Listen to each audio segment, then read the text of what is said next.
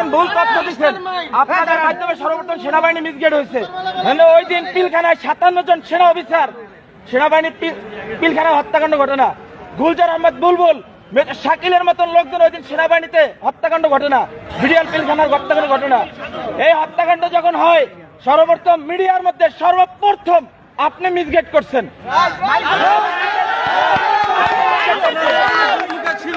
এই দেশে 52,000 সদস্য, এর ভিতরে আপনি একজন।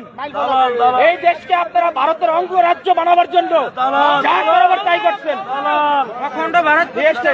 আপনি এখনো কেন আপনার হাতে এখনো ছাত্র হত্যার রক্ত এখন আপনার হাতে লেগে আছে। আপনাদের মতন আপনাদের মতন কিছু কুলাঙ্গা সাংবাদিক পেশাটা হচ্ছে সত্যিটা মহৎ পেশা, সত্যের উন্মোচন তারাই করে, কিন্তু আপনারা সত্যটারে মিথ্যা বানাইয়া এই দেশটাকে একটা কৃত্রিম ভুটানের মতন আপনারা অন্ধকার জগতে বানাই ফেলাইছেন ভারতের অঙ্গরাজ্য বানাবার জন্য। আপনি এদেশের একজন নাগরিক হয়ে আপনি এদেশের ক্ষতি কিভাবে করেন বলেন তো?